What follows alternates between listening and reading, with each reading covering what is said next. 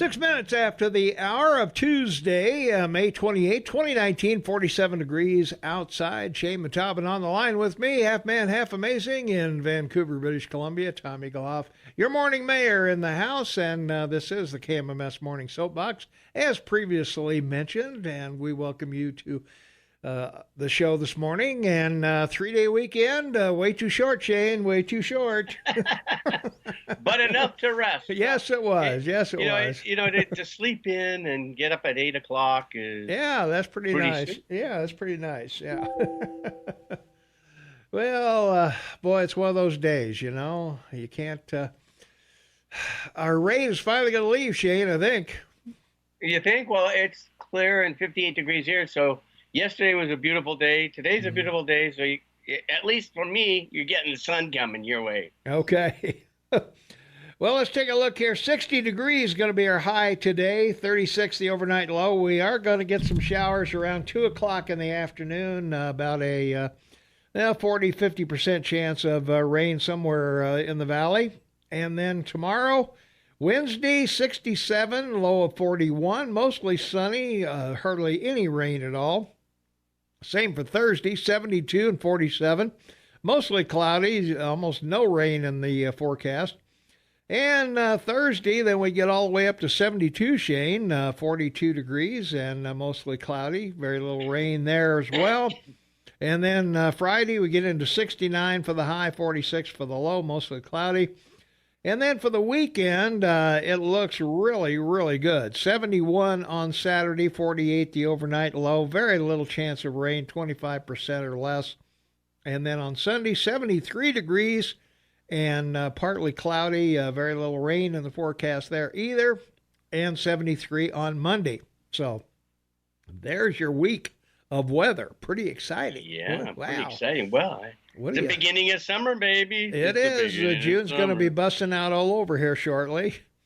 Temperatures around the area right now, 46 degrees in Livingston. It's 47 in Manhattan, 48 in Three Forks, and 45 in Gallatin Gateway. 46 in Ennis, 43 in Gardner, 39 degrees at Big Sky.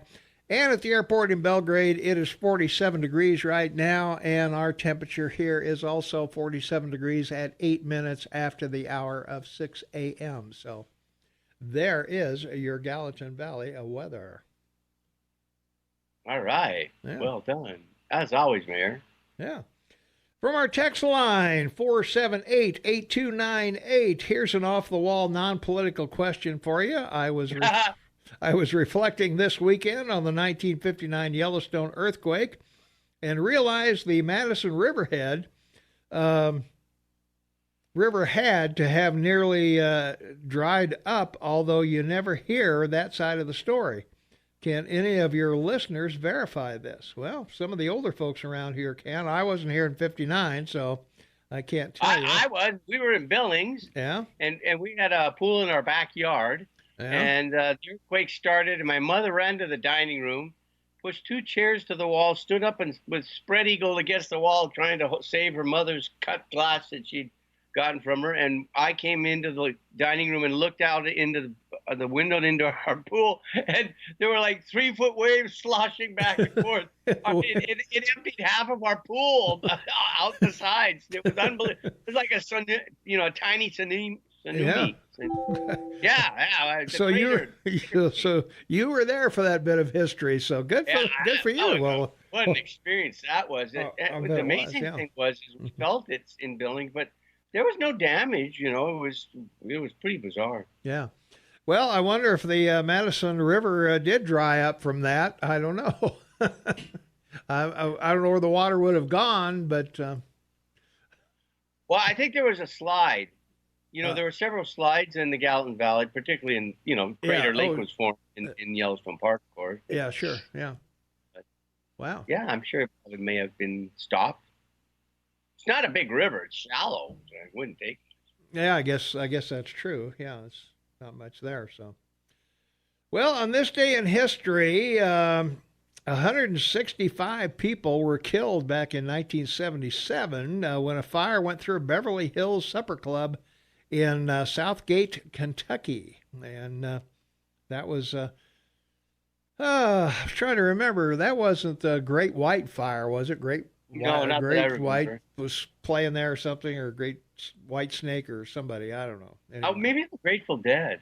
yeah, probably was. Well, I don't know. 165 people didn't make it out, and they were probably not grateful about it. I know. Well, all the way back in 1533, Archbishop of Canterbury, Thomas Cranmer, declared the marriage of England's King Henry VIII and Anne Boleyn was valid, but I believe Anne lost her head over that marriage. I think she did. Yeah. One of the great things that happened today that we've never talked about over the years, in 585 BC, Yeah. there was a solar eclipse, and it was predicted by a Greek philosopher, the scientist Thales. Yeah. And he predicted it before the great battle of Hales. And just an amazing thing, because it was the first one predicted on record, which you think about, like, really? That's 1,500 years ago. Yeah, I was gonna say, how do you figure that out? So he figured it out because he was able to determine it from he was a stellar watcher at the time and considered one of the greatest philosophers, in Greece at the time. But anyway, that's sort of cool. Yeah. Well, a lot of people back then, eclipses were very fearful. They were very, they freaked out that, they thought the sun was leaving, or, why is it dark in the middle of the day? And oh my God. And, the moon's disappearing or whatever. That's right. A lot of people freaked out over the various eclipses we've had over the centuries. Let's see. From our text line, there was a rock slide that dammed the river, creating Quake Lake. We talked about that. The Army Corps of Engineers was called in to blast a new waterway through the slide. So there you are. Our listeners know this history. There you go. So there you go. And you too as well. So there you go. Yeah, that's pretty cool. All right. Let's see. And of course, they talk about, Yellowstone Park as being the big one, because if it goes, it's a major event. An extinguished, what is it, an ELE? Yeah, an LE. Extinction level event. Yeah, extinction level event. Yeah. I won't be talking to you in the morning. That's probably You'll I was probably say that could go as far as you. I don't know. Certainly 90 miles. If it wants to blow, I think I'll be off the air. Yeah, you'll be off here. Yeah, it will eventually get here, because everything blown up will go east and then come eventually around to us. But well, yeah. Well, I mean, you'll be inundated with ash and stuff like that, I guess, and whatever. Yeah, a week later we'll die. Yeah. Well, most of us will be inundated with molten rocks from the air, bombs. That's right. And 1588, the Spanish Armada left Lisbon, Portugal, which was actually part of Spain at the time. 130 ships, 30,000 men, as we all know, ended up sinking in the English Channel with a major storm, and never were successful invading in England. So there you go. Those English, they always had good luck with weather. I don't know why they even bothered with the oceans at all. They should have just stayed at home and stolen potatoes from Ireland or something. I don't know. Yeah. Should have invaded Ireland for mashed potatoes. In 1863, the 54th Massachusetts Volunteer Infantry Regiment, made up of freed blacks, left Boston to fight for the Union in the Civil War. There you go. How cool was that? That was a cool deal back then. Why? 1892, San Francisco, John Muir organizes the Sierra Club. Mm-hmm. Wow. Yeah. Well, for those of you who don't know what the Sierra Club is, they're an environmental wacko outfit that goes around hugging trees and waterways and saving the whales and I don't know, whatever else they do. But in 1912, the Senate Commerce Committee issued a report on the Titanic disaster that cited a state of absolute unpreparedness, improperly tested safety equipment, and an indifference to danger as some of the causes of an unnecessary tragedy. Of course, the Titanic sunk on its maiden voyage, hit an iceberg, and and the fact that the captain of the ship wanted to make it the shortest trip in history on a major. So he took the northern route, which at that time of year no one ever did. Number one, and he was at top speed. Number two, with with brand new engines on the big ship, and so there are a lot of things that were wrong about that. Why not? Just rock and roll. Yeah. Well, in 1918, American troops fought their first major battle during World War I as they launched an offensive against the German-held French village of Cantigny. The Americans succeeded in capturing the village. They made all the difference for the war of attrition, which World War I was. Very sad. 3 generations were wiped out. By 1918, the British were drafting 40-year-old men to go. I was going to say, we were running out of people. Yeah. Yes, sir. Well, in 1929, the first all-color talking picture, On with the Show, produced by Warner Brothers, opened in New York City. 1929 had talkies going there, Shane. So. Yeah, you must have enjoyed it. Did you have a front row seat? I did, yeah. I went to that show, actually. Yeah, 1929. Yeah, the popcorn was smaller, but it was the same price. Right, but the curtains were huge, right? They were huge curtains, that's right, yeah. And the seats were bigger, too. Yeah, and comfortable. They were padded. Yeah, they were padded. Well, in 1937, FDR pushed a button in Washington signaling that vehicular traffic could start crossing the just opened Golden Gate Bridge in California. That's right. And Volkswagen, the German automobile manufacturer, was founded in 1937, too, which resulted in the Beetle, which was a cooled air engine. It was the first cooled air engine. Yeah. And then Neville Chamberlain became the Prime Minister of Britain, and we all know what a rounding success he was. Yeah, that's right. Especially with his personal relationships with people. I know, yeah. He was exactly a Trump of his time. God, he was a Dale Carnegie of his time. Yeah, there you go. All right, we got to take a break, and we've got Montana News and Agriculture. We got the Headwaters Livestock Report and other stuff, so we'll be right back right after this.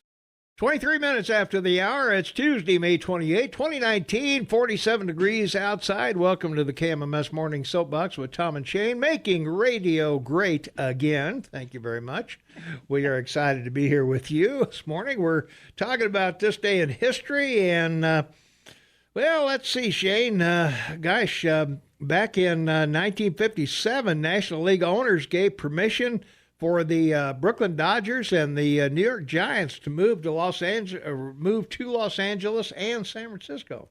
That's right. They always been a trade around on that. 2002, the last steel girders removed from the original World Trade Center site. Cleanup duties officially ended with the closing ceremonies at Ground Zero in Manhattan, 2002, New York City. So wow. Our heart and prayers go out to all of those lost. Yeah, for sure. The day after Memorial Day. Yeah.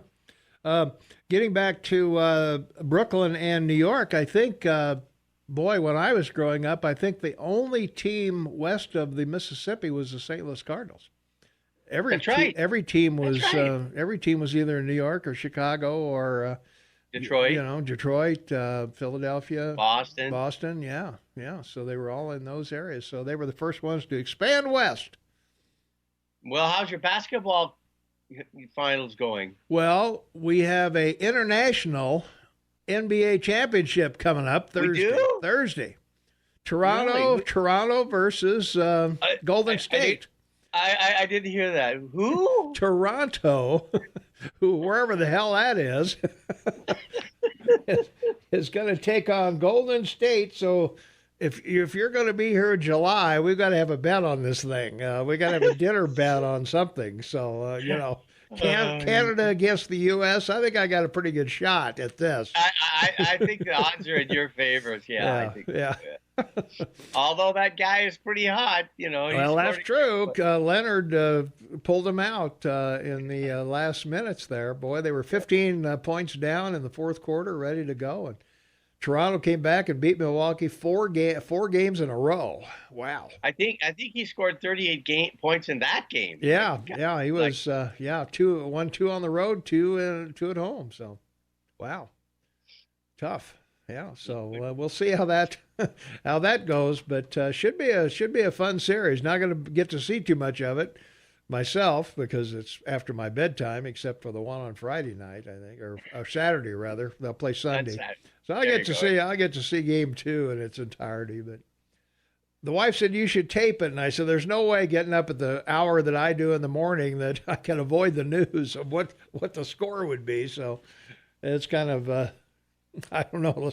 Not gonna happen. Unless I want to sit in here and just turn all the sound down, period, all day long. So I'm gonna say every half hour I'd get the news on that deal. So, but yeah, the first international. Well, it's not the first probably, but first time the Raptors have made it to the finals.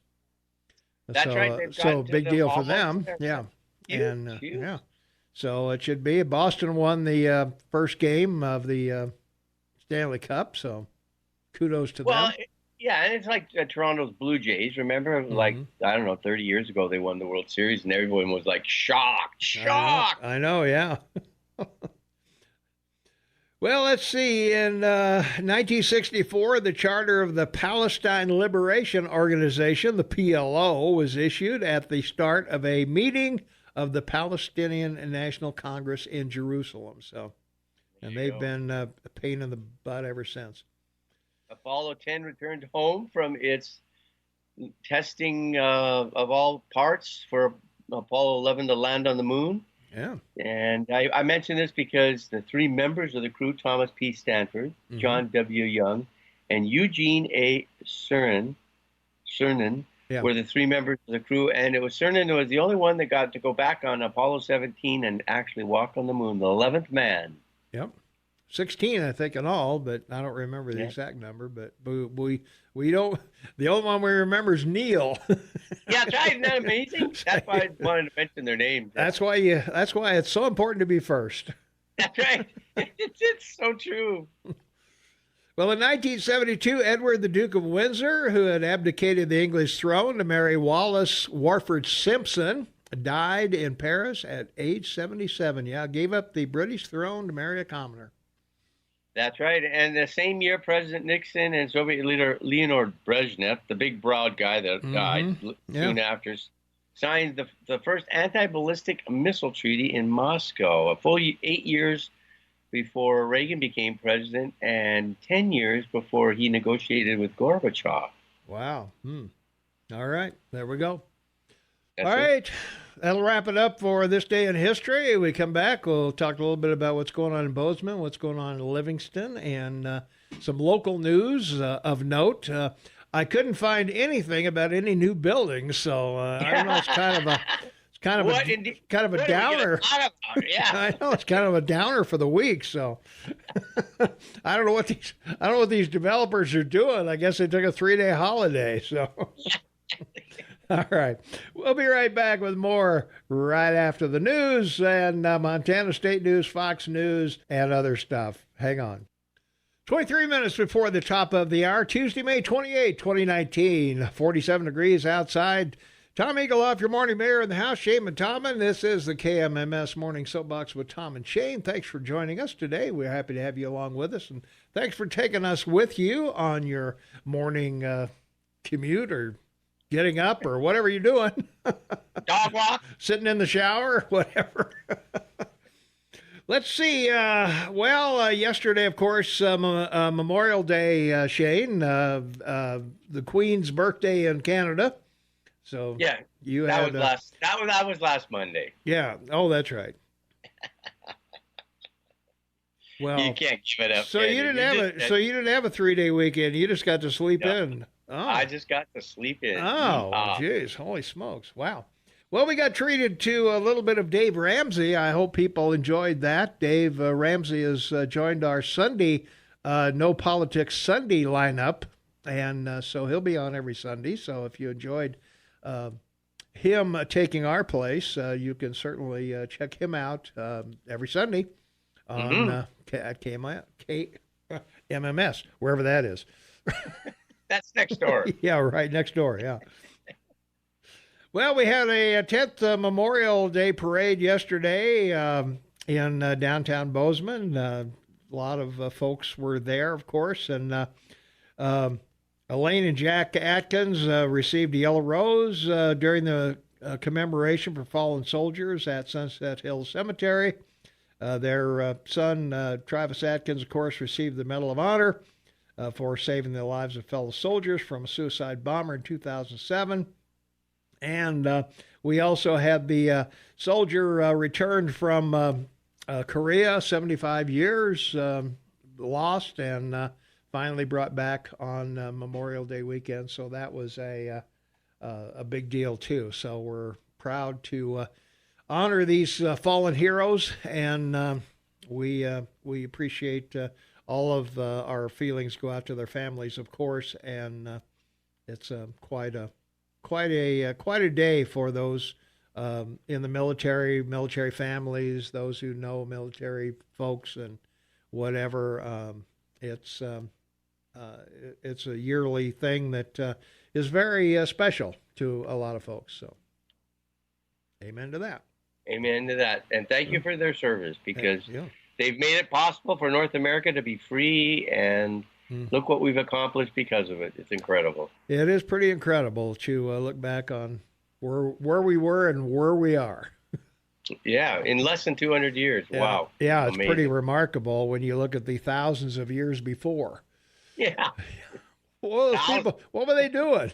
Yeah, exactly. Was a light bulb that big a deal? I don't know. Apparently so. Apparently it was. I don't know. But anyway.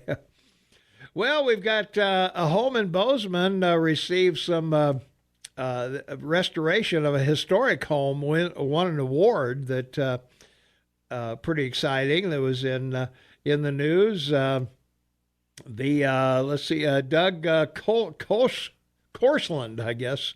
Labor of love. He and his wife decided to buy an 1898 era cottage in Bozeman and restore it as their future retirement home, and they did a pretty good job of it. And to get the house on a solid foundation, Lutley Construction used a hydraulic jack to lift the house about 6 feet. Wow. Wow. There you go. Put a new construction in it. Big railroad ties supported the structure. And while workers used bobcats to dig a 9-foot basement. And their real estate agent found the photo around 1910. And so they went to work, and they got a nice award for it. So from the Bozeman Historic Preservation Advisory Board, award for outstanding achievement in renovation. That's fantastic. That was quite a deal, yeah. I wonder if it's legal. Who cares? Historic things don't have to be legal, you know. Put that on Jeff's list. That's right, yeah. Is that legal? So legal? Yeah. Is it legal to raise a house 6 feet? Is that safe? They get their permits? Is that safe? What kind of permits do you need? How many permits do you need for that? Holy smokes! Yeah, you better put that on the Jeff list. Well, the city of Three Forks is seeking an interim mayor to finish the unexpired term of Stephen Hamilton, who is resigning his office effective June 2nd. Hamilton, 42, made the announcement at Three Forks City Council meeting on May 14th, citing the need to prioritize his duties as a teacher and volunteer debate coach at Three Forks High School as the reason for vacating his office 7 months early. So Hamilton said this week that the number of student debaters has grown substantially, and the team will be adding a new event and even more members next year. He felt his past season that the afternoon hours he spent at City Hall took him away from the team during crucial prep time, and he feared he was shortchanging the kids. So good for him to put the kids ahead of political stuff. And well, yeah, and the National Debate Society in the United States is a huge thing, and it's a forerunner of some of the people that end up in public service and running for a public office, and or go into law and practice law. So it's an important. It's one of those important institutions of education that have made a difference in your country. Amen. All right, we got to take a quick break. Back in 2 minutes. 15 minutes for the top of the hour. It's Tuesday, May 28, 2019. 47 degrees outside. Looking for a high of 60 degrees today. Shane Tobin on the line. Tommy Galoff, your morning mayor. Welcome to the KMMS Morning Soapbox with Tom and Jane. And tourism at Yellowstone Park, Shane, $641 million in economic benefits. Wow. Wow. Big bucks. Big bucks. That's a Yahoo number. Yeah. National Park Service report shows that 4.1 million visitors to Yellowstone in 2018 spent $512.6 million in communities near the park. And that spending supported 7,089 jobs in the local area and had a cumulative benefit to the local economy of $647.1 million. Wow. It is indeed something, isn't it? Yeah.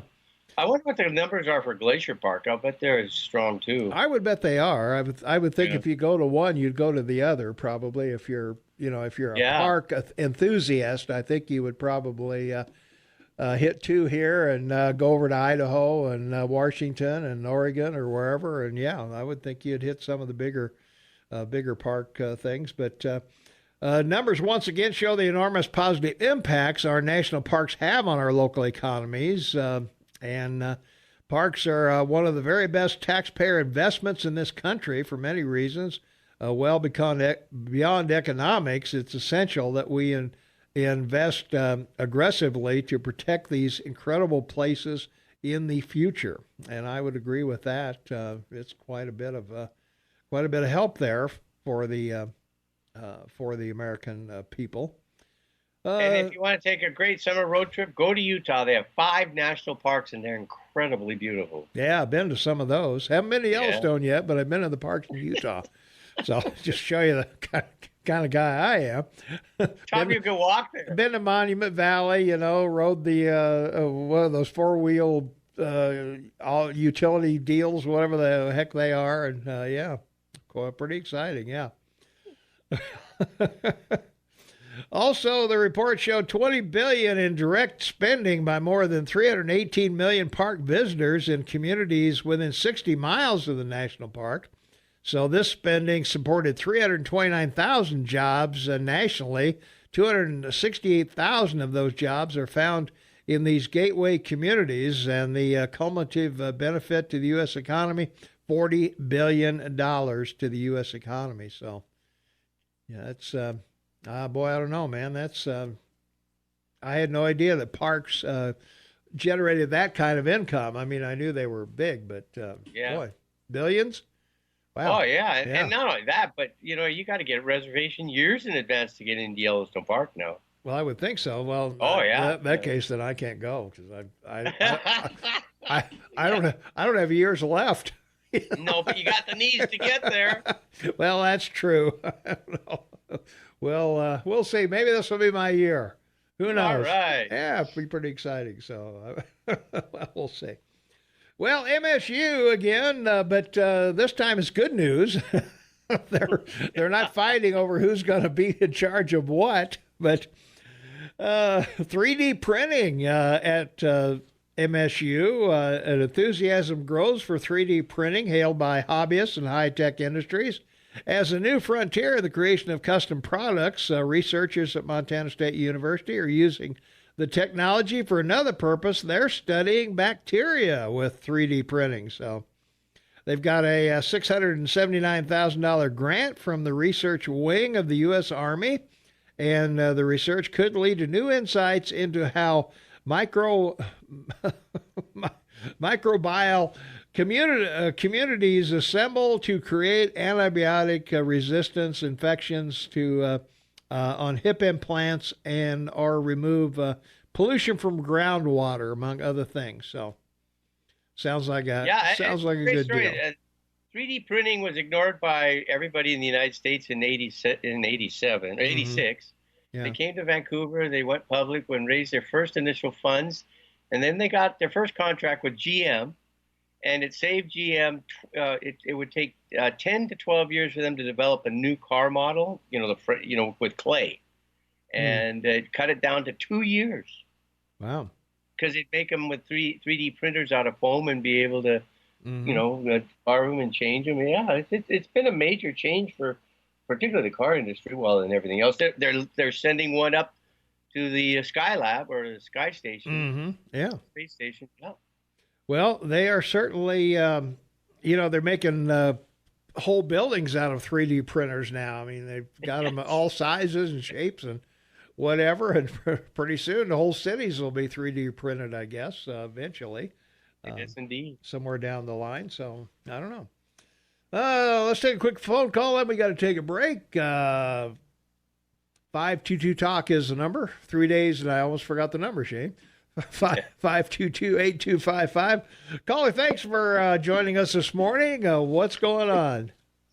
Tom, this is your friend Aaron. Aaron, how you doing? What did I do wrong this time, Aaron? I'm doing well. How are you guys doing? Hey, living our dream. That's awesome. Say, this call doesn't actually count because this is a public service announcement. Oh, okay. All right. Do you remember, like, last week or something, you were whining and complaining like a little snowflake that Costco doesn't sell the buns for those hot dogs? Oh, that was Shane, I think. That was me. That was Shane whining and complaining, Shane. yeah. I'm sorry. I didn't mean to talk about our Canadian friends like that. I'm a racist. I'm the wiener. That's right. Yeah. Shane, it's the sandwich buns that you get. Ah. That's the bun they use when you buy the hot dog at Costco. They use the sandwich roll. I know that, but you got to cut the hot dog in half to put it in it. No, you don't. It fits perfectly. Well, I mean, it sticks out like an inch on each side. Oh, Yeah. So I rest my case. well, there you are. So. Well, I mean, but okay, whatever. But I'm just telling you that the bun that Costco uses when you bought them over the counter was that sandwich roll. So, there you go. Aaron's boat is stick out an inch on each end of that bun. Yeah. My hot dog sticks out an inch everywhere. He cuts those ends off for bait. He cuts the ends of the hot dog off. Yeah, there you Cut the ends of the hot dogs off for bait. How was your guys' Memorial Day weekend? I had a good time. Time off was good. Relaxed and took it I was out easy. fishing with hot dogs. Yeah. Did you really go fishing, Shane? No. No. No. No. Well, you didn't have to say it so disgustingly. Yeah. Like it's beneath you or something. God. All right, you guys have a good day. All righty. Thanks for the call. All right. Take it easy. Another public service announcement from Aaron. So, There you go. all right. We got to take a quick break. We'll be back in 90 seconds. 5 minutes before the top of the hour. It's Tuesday, May 28th, 2019, 47 degrees outside. We're looking for a high of 60 degrees today, Shane. So a pretty nice day on the horizon. A little rain this afternoon, but after that, we should be in 70s the next few days and very little rain. So we're excited about that. So. Well, news over in Livingston. The city is asking voters to support mill levy for ambulance service over there. They sent out special election ballots asking county residents to vote on a proposed 10-year, $8.86 mill levy to fund countywide ambulance services. And if approved, the measure would increase property taxes on a $200,000 home by $23.91. And it would generate approximately $400,000 in additional tax revenue annually for ambulance service over in Livingston. So, wonder if they're going to pass that, or are they latte'd and pizzaed out in Livingston? I think they'll pass it. You think they'll pass it? Well, the ambulance is pretty important, I think. For yeah, I was going to say, how did they get to the hospital by fire truck and ladder or what? Yeah, I guess so. I don't know, but. Also over in Livingston, we got a parade dispute. This year's Livingston Roundup parade route has not yet been determined. The Livingston Area Chamber of Commerce Board, with support of downtown business owners, requested approval for the parade to return to its historic route along Park Street. And city staff has recommended denying that request, and the Livingston City Commission plans to include the matter on an upcoming agenda. It's just not acceptable, said Chamber Executive Leslie Fiegel. It's not acceptable to our business, and that's potential money that we're losing. And I wonder what the problem is taking it down Park Street. You know, we close Bozeman through the middle of town as a state route, and you know, we got to get permission from the state to close it. But Well, I don't know. I don't know if Park is a maybe somebody over in Livingston can tell me if that's a state. Probably is a state road through there, but it's an oxymoron. Yeah, I mean, if you have the parade, you have a captive audience of hundreds of people along the sidewalk to go into your shop. I was going to say, what's the? I was going to say I can see why the chamber would be behind this, but boy, I don't know as the others. But anyway, boy, I don't know. I think the main street of town should be where parades happen. You don't. Of course. You don't put them through the neighborhood, Yeah, it's going to be on, Oak Street or someplace. Yeah, First Street. Yeah, right. Yeah, we're gonna. Yeah, 1 block south of Main Street. Yeah, we're gonna go up Church, and then we'll go by the hospital. Just line up wherever you can find parking. So. Yeah. But I'm not sure what they're thinking over there, but hopefully, cooler minds will prevail and. Yeah. Let's go down the street in front of the hospital and block the emergency entrance. Yeah, there you go. Yeah, we'll do that. Yeah. You can't get in there with the ambulance. I wonder if the ambulance service is going to be in the parade. Because they're going to be a ballot issue for that. So I don't know.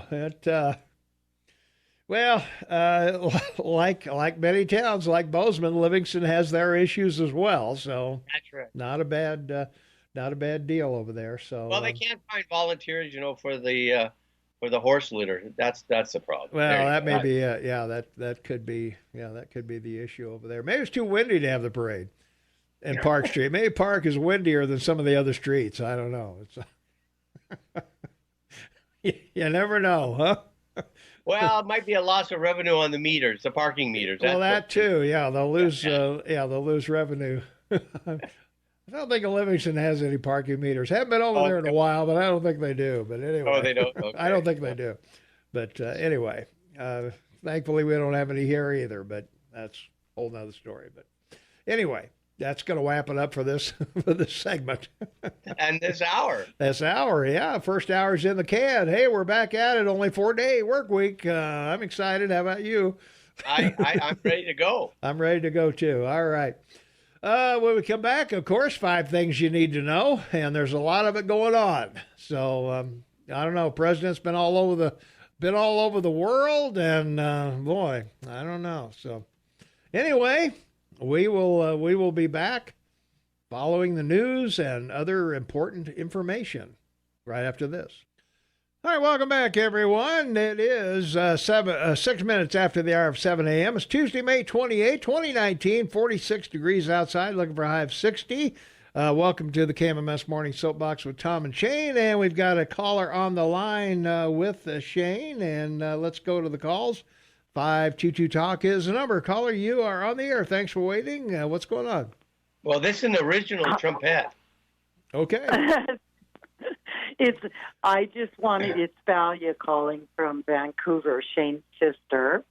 And I just wanted to tell you a memory that I had of the earthquake that Shane was talking about.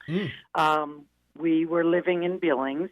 I was on the couch in our living room, and in a split second, everything in that room went swish, swish, and boom was on the floor. You couldn't stop it, including me. Flew me off the couch right onto the floor. And then, as Shane said, the water in the backyard from our pool, it created like a tsunami that took out 5 people's backyard, because it started with our pool and our lawn furniture, then it took out the fence in the neighbor's yard, then their lawn furniture and swing sets, and it went down 5 people's properties. Wiped everything out. But the biggest memory that I have is that it came down onto a campsite, the slide, and there was a little girl, a little baby that was found, the only one that survived it, and it became a huge battle in the United States who this little girl belonged to, because, of course, in those days, they didn't have the identification that we have today. And it went on for quite a while with these. It came down to 2 families trying to figure out who this little girl belonged to. So that's all. Thank you. That's quite a memory. Yeah, just to update our listeners, in the first hour we were talking about the 1959 earthquake that created Crater Lake and some slides and dammed off the Madison River and whatever. So just to bring our listeners up to speed that didn't hear the first hour conversation. So thanks for that info. Yeah, and Shane and Val, you both lived through that. So we're happy you're here. There you go. And Tom, Yes. I worked in Yellowstone Park the summer I graduated from high school. Yeah. And that was when they had that serial killer that was killing people. Oh, yeah. In Montana. Yeah. And when you drive around the park, there were people when they wanted to hitchhike, like my friends that didn't have cars that worked in the park, they would hold up signs that says, "Don't worry, I'm vegetarian." All right. Because the guy, remember, the guy was killing them and then eating them, right? Right, yeah. That's how they got around the park. Oh, that's anyway, too funny. all. Have a great morning, guys. All right, thanks a lot. 522-TALK is the number, 522-8255. Caller, thanks for waiting. You're on the air. What's going on this morning? Well, good morning there, Tom and Shane. Hey, how you doing? I'm doing well, thank you. I've been studying. No. Yeah, I did. It's dangerous to study. Yeah, I took a nap and I woke up and I thought I was in Rio Linda after the Dems said that Trump releasing the documents is a weaponization of the DOJ. I know, it's amazing. Dude. Man, It's un-American. Un-American. Yeah, un-American. Then I studied the Mueller report. I wanted to see if I could root out the methods and sources without them being in the document. And it's easy. The sources were liars and leakers, and the method was lying and leaking. There you go. You know?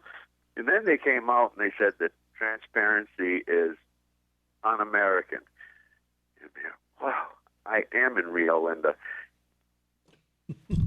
Yeah, it's amazing since the report they demanded it be fully disclosed. And then he goes, well, I'm going to leave that up to the Attorney General. Then they go, you can't do that. Yeah. We don't like that. Yeah. Yeah. And I'll tell you what, they're an interesting crew. And then to watch Nancy Pelosi, put two fingers up and say three, twice, not once, twice. She couldn't pass a sobriety test even if she was sober. How many fingers do I have up? Yeah. 10. I don't know. Yeah, these guys cracked me up. That's her interpretation of an ophthalmologist. But anyway, that's all I found out. I thought it was pretty interesting. Well, there you are. 5 things we need to know. That's 6. All right, thanks, man. Have a good day. All right, take it easy. All right, from our text line, 478-8298, the parade in Livingston involves a liability issue. The state assumed the liability until this year for the parade on Park Street. Now that the hospital access is on Park Street, they have turned that over to Livingston. So there you are. Oh, that's fine. That part. Which ambulance service is being considered? I don't have a very nice opinion of AMR. Well, I looked in the article that I was referring to, and I don't see anything other than it says, let's see, city manager said the additional tax revenue generated by the latest proposed levy will help city bolster the dwindling ambulance funds. We've had a reserve that we've been eating through the last 2 years. The fund will be broke at the projected rates, and expenditures are outpacing revenue to the tune of nearly $150,000 a year, and said the city cannot simply charge more for ambulance service since these prices are dictated by Medicare. So the city's mandated to keep its ambulance reserve fund in the black in recent years, thanks to creative professional moves and deferring some capital expenditures, but it doesn't really say which service I guess they put it out to bid, I would guess. I don't know. So, but there isn't anything in the article that I found that refers to a specific ambulance company. So, sorry, I don't have more info on that for you. So, all right. So, there we are. All right. We don't have a break this time, Shane. So We don't? Oh, wow. We get more time. We're going clear to the bottom of the hour, so phone calls are welcome, no breaks, and hey, you won't be interrupted. So 522-TALK is the number, or text us at 478-8298. Let's go to the phones. 522-TALK is the number. Caller, you are on the Morning Soapbox with Tom and Shane. What's up? Yeah, this is Pat in Livingston, and the reason they can't go down Main Street is they are still fixing the roads. They're digging up the lines, and they might have gravel on it by the time before it comes to maintenance. But if we had so much rain and stuff, I don't know. But they had to go down B Street last year because they did the major part of the Main Street, and now they're doing the part that goes down to the high school down that way. Okay. And that's where they line up usually, is down there, and they come across the bridge and down, and that's Main Street. Yeah. Wow. Okay. Well, thanks for the info. Hey, we appreciate that. Thanks for letting us know. All right. Thank you.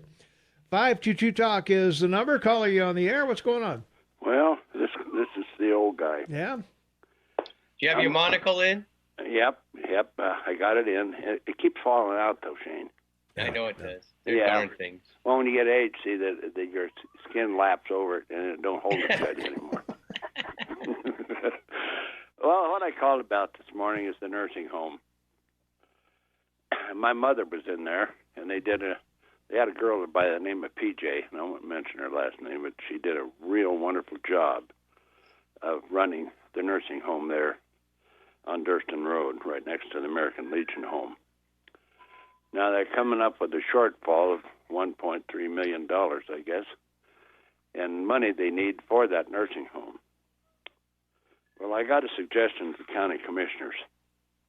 How much money did you spend trying to promote the new Law and Justice Center in 2 or 3 different times? That would have probably covered a little over half of it in the money you just spent for architectural things. And then I got to thinking about it. Every one of them folks has to put their Social Security into that rest home. And they're allowed to keep $50, I think, a month of their Social Security for their own personal things. That's what my mother had. So I'm figuring if there's 100 people in there with an average of $400, that's about $40,000, I guess, a month that goes into it from the people on an average of Social Security going into each as an average, of 100 people. I think I'm right. My addition might be wrong, but I don't think so. But anyway, I'm just saying, these folks that are in there are the folks that built this country. And we damn sure better find some money and quit pooping it off in various things that isn't really material for these folks and take care of them. Now you may have too much help there, maybe. Maybe you don't have enough help. There's a lot of maybes about all of it, but I read some of it, and I'm just really worried that they want to try to do something else, and I don't want them to. And I don't think the people's folks, the people that have their folks in there, don't want it either. Yeah. My wife was in there for a time when she broke her hip, and they were certainly great people. And was she down by the hospital, Tom? She was in the Gallatin home on Durston. Okay. And she's also been in Mountain View, too. So she has experience in both places. Well, yeah, some of it's government subsidized, I do believe. Well, the Gallatin home, I believe, is union. Yeah, I think. it is. I don't know that has anything to do with it. The other thing that I was struck by this, Clint, was that Mountain View and the other one, there's another one besides, there's 3 homes. Well, it's down there. It's down there by the Medical Arts Building in the old hospital. Yeah, well, yeah, that's Mountain View. That's Yep. Mountain View, and there's another one somewhere else, and I forget the name of it. I apologize for my Well, old it's there old on memory. 5th, I think, 5th Street or 6th. Yeah, somewhere in mhm. there. And those two are owned by a group, I think, out of North Dakota, and they don't seem to have the money problems that the county's having. So That's right. I'm not sure what they're doing differently than what the county is. Well, it's called management. Well, that may be it. That may be it. That's It's for sure. like you can only take the checkbook so far, I guess that's true. So I don't know. I guess maybe private ownership looks at things differently. I didn't find a difference in the care that my wife got from either institution, whether it was for profit or not for profit. Here's another thing. We put out the conservation easements. Guess who pays for that? We do. That's right. Yeah. Now, why can't? Isn't there any foresight before these are done? I mean, I understand that the camp people and our county commissioner, Mr. Skinner, they put some of the ranch in conservation easement. And they got paid a hell of a lot of money for it, for not having any development on their property forever. So it says, but a conservation easement can be eventually bought. They say it can't, but it can. But anyway, I'm saying let's, instead of putting the money in things like that, let's try to take care of the people, that built this country. It seems to me like that every one of the city commission now is not from here. Am I right or wrong? Well, we do have a lot from here. We do have a lot of transplants here, myself included. Clint, well, I understand that. But I mean, when it comes to manage, I ain't saying that you wouldn't be a good manager or a good city commissioner. What I'm saying is that the people that came here have bringing their ways with them and changing our ways here in this county to their ways. Well, I agree with that. I didn't come here to change Montana. I came here for Montana to change me. That's right. That's why you can, because of the beauty, the fishing, the hunting, the skiing, and all that crap. Sure, see? yeah. Well, I'm just really worried that why. Now, Don Seifert, he's a good commissioner, I think. Well, Skinner is too, but I don't really like him. I'll tell everybody that. But anyway, and the other guy, I don't know, the new one that was elected took Steve White's place. I don't know him, so I can't voice an opinion there. But what I'm saying to Don and all the rest of them, let's take care of our elderly people that's in the nursing home there on Durston. That's what I want to say this morning. That there is first. Our people are first. People come ahead of anything. Yeah. You know what I'm saying? I was supposed to attend the salary commission on Friday, but unfortunately they moved it to the morning, so I wasn't able to go. So I don't know if they addressed the home or not. We have in the past, because it's part of the budget, obviously, and it's also because we are talking about the salary of county employees. Yeah. So I'm sure it came up, and I haven't gotten any information yet with the holiday and everything in there as to what was discussed, but I'll try and find out what came out of that meeting. I think everybody would appreciate that, if you could find out. But what I'm saying is here, it's like the affordable housing. Now, who created all this? Who created all this need for the affordable housing? Stop and think about it. Okay, now we have a need of a 1.3 million more for the rest home. Okay, now I don't know management of money. Well, you know about that, Tom. You preach it all the time. Yeah, and when PJ was there, that nursing home run like a Swiss watch, and everybody. That's why I say I had no problem with any of the care that my wife got in either place, Mountain View or there was very little difference, if any. Yeah. Well, here's something, Tom. How much is the total county budget that they take in from us taxpayers and PILT money? How much? No, I have no idea. Well, let's take some of that PILT money, which is about payment in lieu of taxes. Yeah, payment in lieu of taxes on the Forest Service lands that's in the county. Yeah. Okay, let's take that money and put it over into the nursing home. Well, I don't know if you can move money around like that when it's designated for certain areas. So let's undesignate it. Let's put it and take care of the people. Yeah. The people made it all, Tom. Oh, yeah. No, I understand what you're saying. It's just like taking, we can't take, the impact fees and put them on, the homeless. Well, as much as we'd like to, but we just can't do that. It's not what it's for. Here's one other thing I want to tell you. It's not about this subject, but I got a friend of mine named Anthony, and his dad lives in San Francisco. And yesterday I was down at my shop, and we're working on this Ford pickup for this Anthony. Yeah. And I ain't going to name his last name. He's an Italian, I will tell you that. Anthony, an Italian? Hard to believe. Yeah. And did you say Italian? Yeah. Anyway, I was talking to his dad over the phone. We're sitting there in the shop, and him and I were having a cup of coffee there. Mm-hmm. And I asked him about San Francisco, if all the stuff was true about what was happening there. And he said, Mr. Kane, he says, you cannot believe what I'm about to tell you. And he told me the whole story about the waste and the desiccant and everything on the streets. And Market Street, when I was in the Navy, we used to go up that quite a bit. He says it's filthy. They push the piles of dung and everything up in piles. Yeah. Now, what is that saying about, he says it isn't just in Frisco. He's lived there most of his life. And it says then just there, it's all over in various different places. Well, I would imagine so. It's it's entirely out of control in these cities, and they just keep perpetuating it with, stupid laws and stupid ordinances, and allowing people to do whatever they want to do. And I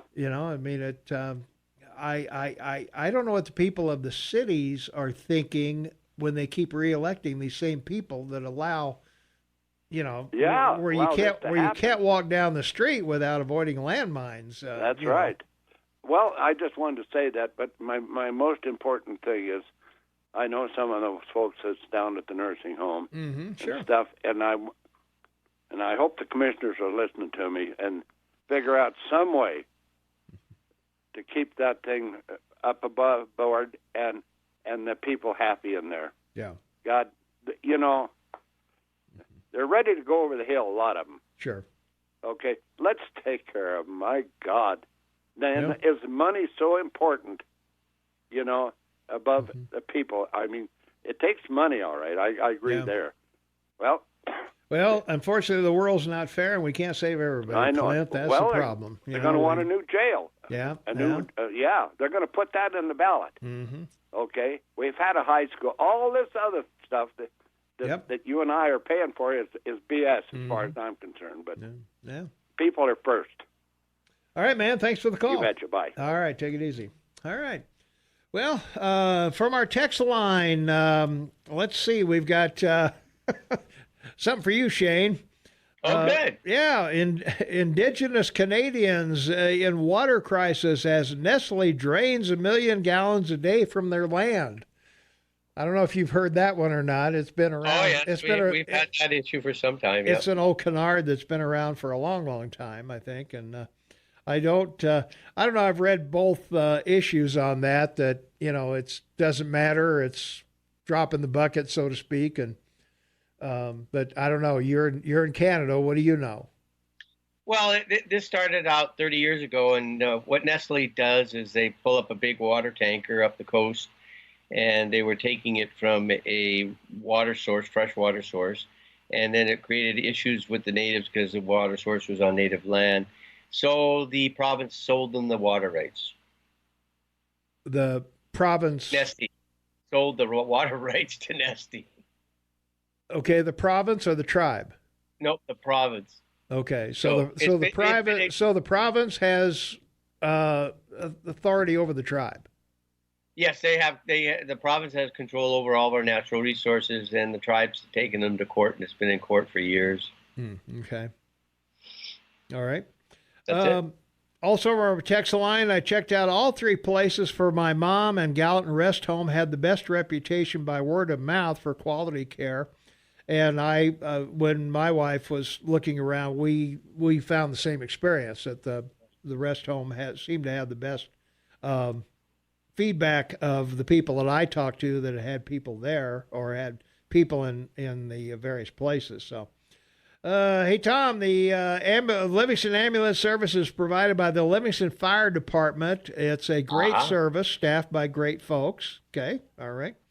The taxes for the city ambulance service in Livingston, we do not have a private ambulance service in Livingston. So there you are. There you go. And let's see, we talked about the parade issue there, liability,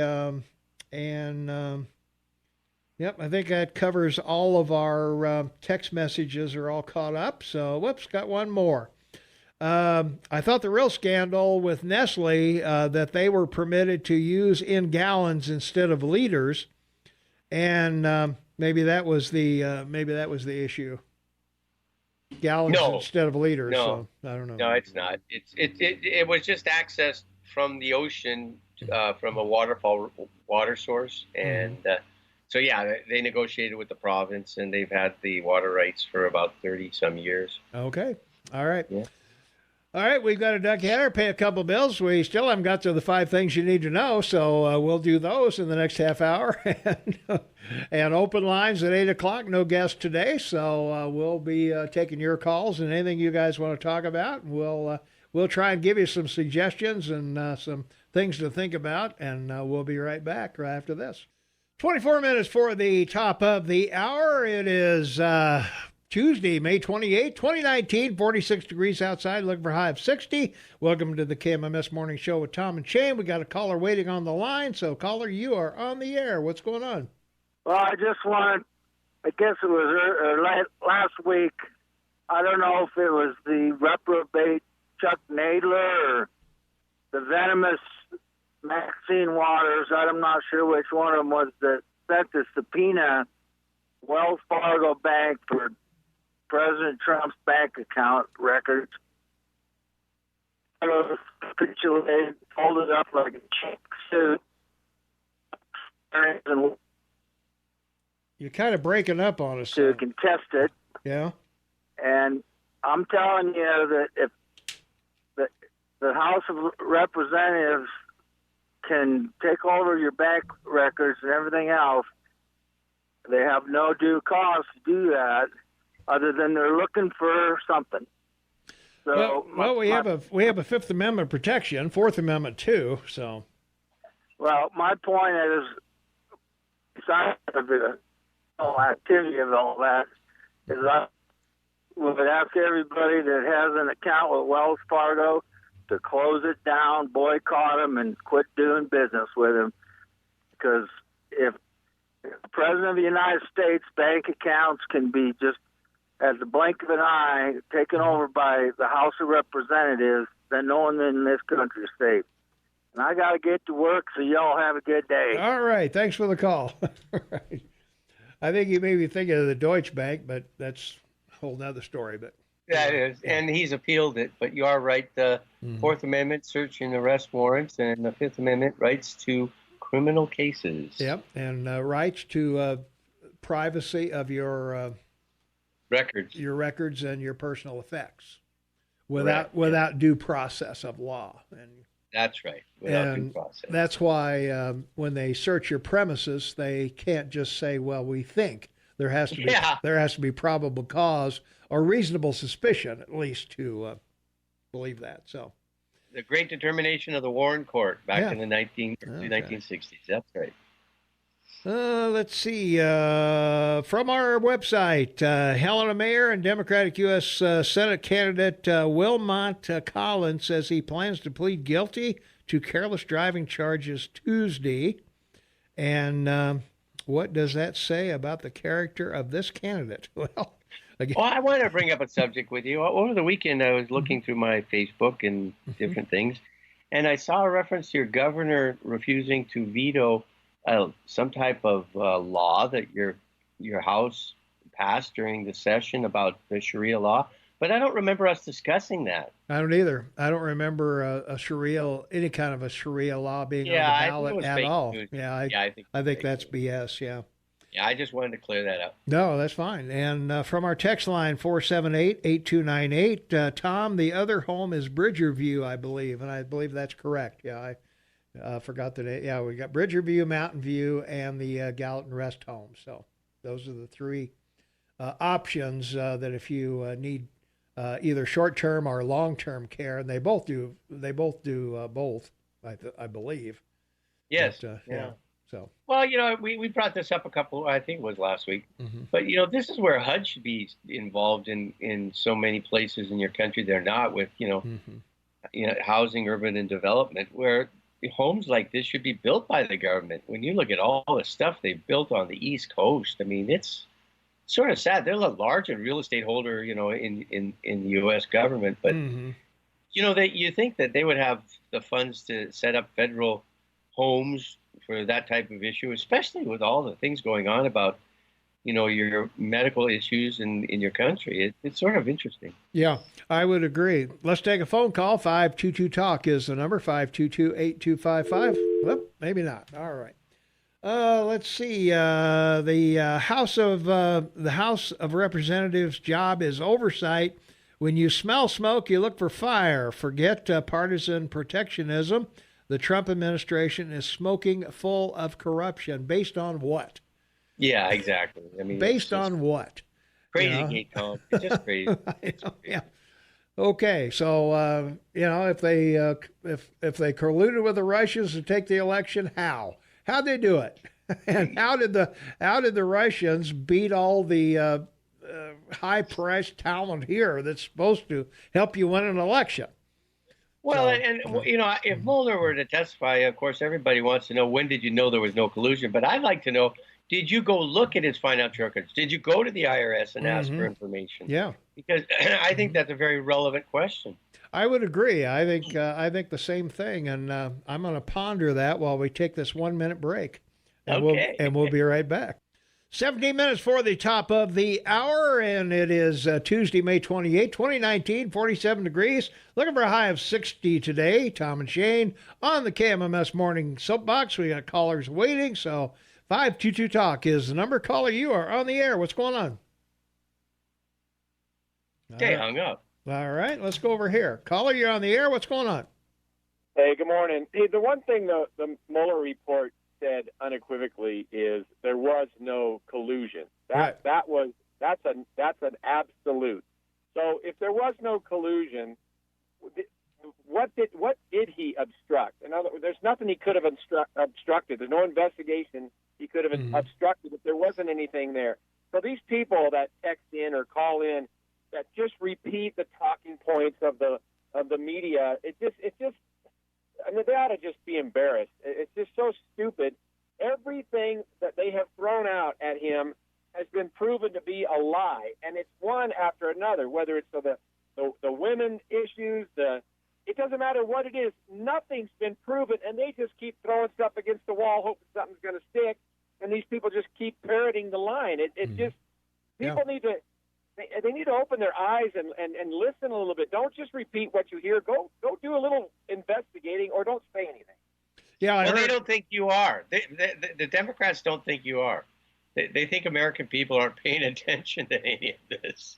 Well, I heard yesterday that Trump would win the national election, the popular vote, by 56%. Yes. I don't remember the poll name or whatever, and I find actually they were models developed models that have been successful in the last 10 elections. Yeah, I find that hard to believe, but Trump is becoming more and more a victim. The more they come after him, the more victim he becomes, and the more support he'll garner. Well, and they just keep looking for. Now they want to go into his personal life. I mean, they really take us for idiots. And I think more and more every day, there's more real Democrats. They're never going to change the minds of the imbecile Democrats, the left-wing idiots. But for the most part, the real Democrats are saying, this isn't the party. This isn't my party. And I know that for a fact because my wife Democrat and is now sick and tired of what she hears. Yeah. Well, I think that's what a lot of people are finding out. You know, I think the Democratic Party was counting on Mueller to be their gold star, deal, and then impeachment would have been a simple process. We could do it in a couple of days and be done with it, and Pence would be president. And I don't know if the Democrats want Pence as president, but did you see? I know they don't want Trump. Did you see Bill Maher had Adam Schiff on his program? Yes. Oh yeah, what a mess. He smashed him. That was the best thing I had seen. You know, to quote him, he says, "Now it looks like you're just stalking him." Yeah. Well, that's what it is. I think they're turning Trump into a victim. It's rallying his base. Like you speak of your wife. My wife is way more liberal than I am, but she's beginning to come around even. Right. and the biggest people it's affecting is the 34% undecided. That's where the answer is. Yeah, that's where it's going to be. Right. So and if they finally convict him of jaywalking, You know what I mean? If they finally convict him of some ridiculous, stupid, I don't care if he's not a true billionaire.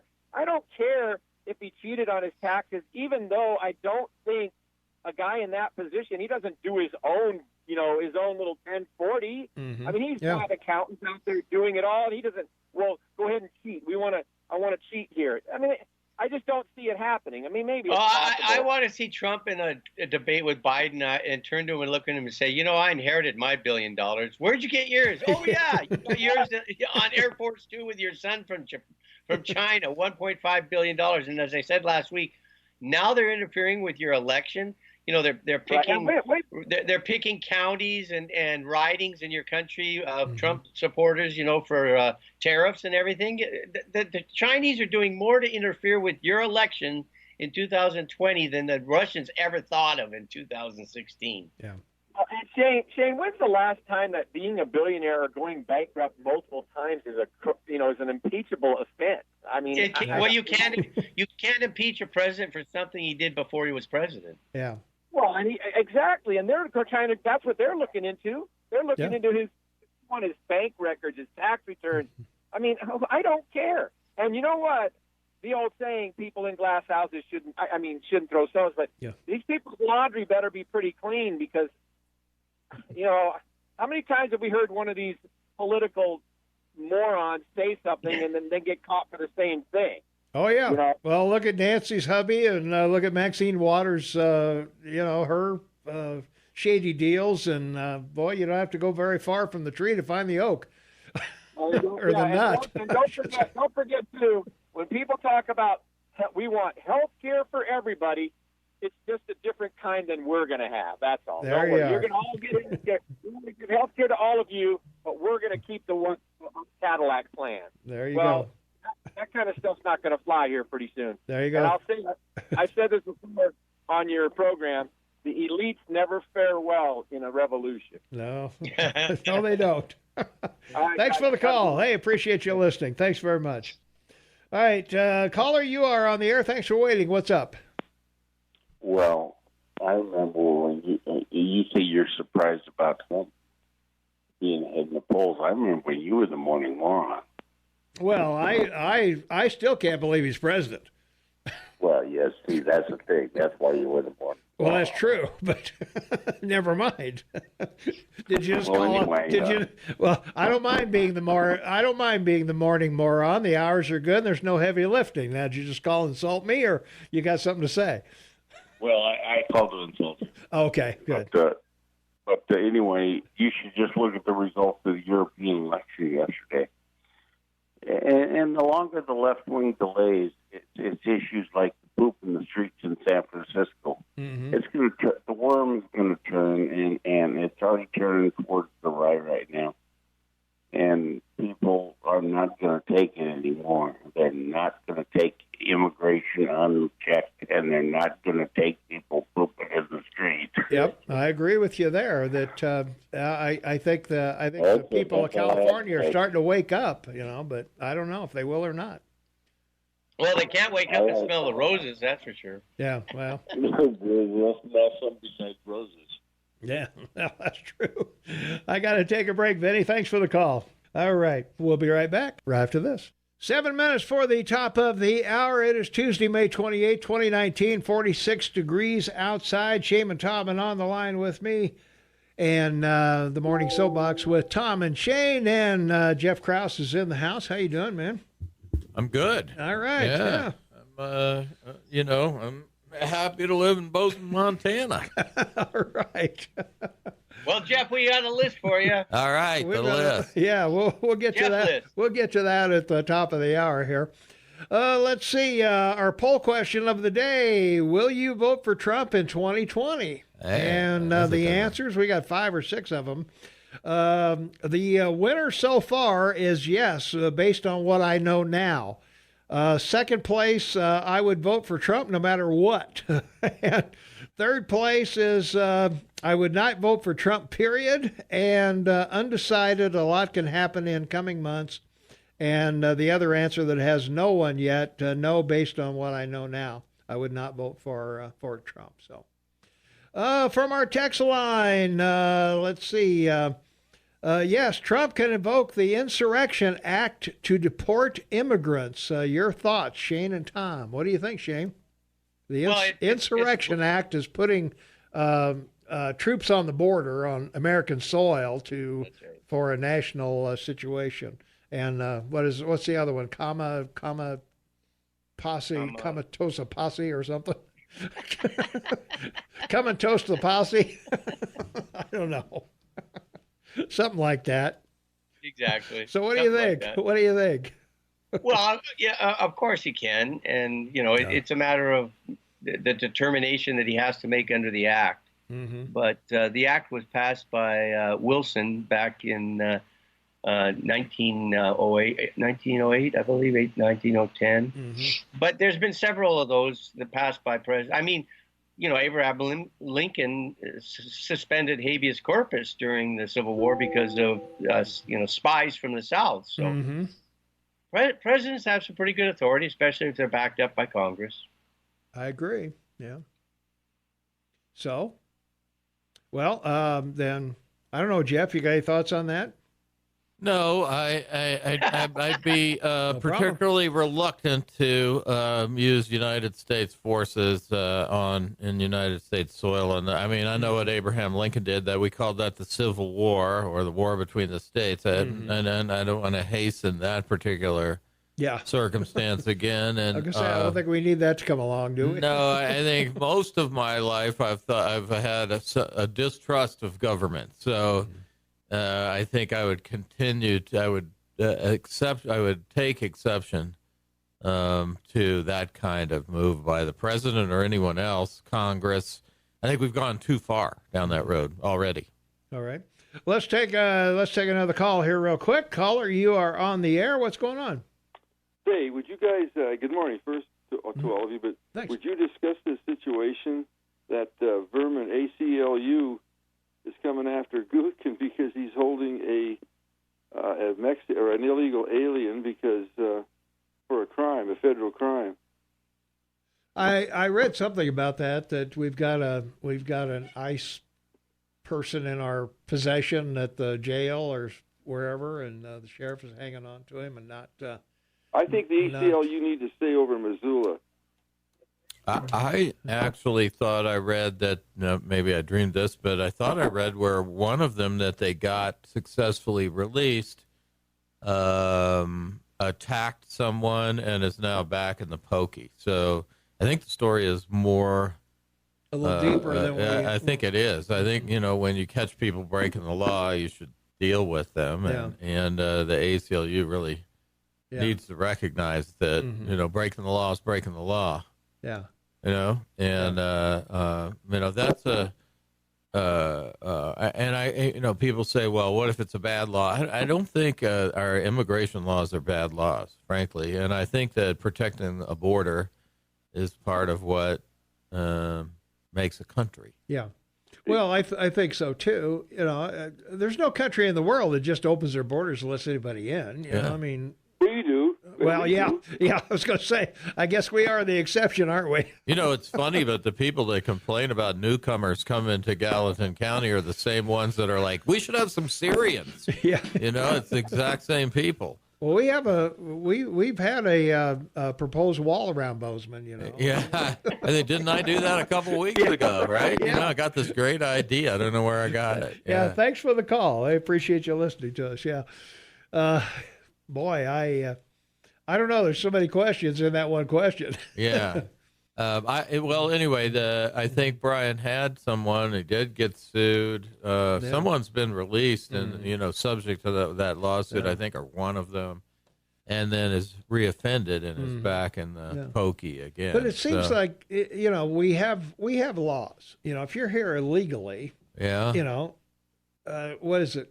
ICE is Immigration Custom Enforcement, right? Right, yeah. So we have a legal process for people to apply for asylum or to apply for citizenship or green card or work permit or whatever. And so how can you sue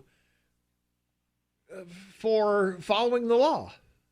Yeah, well, you can sue for anything. Well, I guess you can. But and, if you're as well funded as some of the environmental groups or the ACLU, you do. Yeah, I guess so. You do. That's how you make your money. All right. Well, I guess we've got sort of a topic for the next hour, don't we?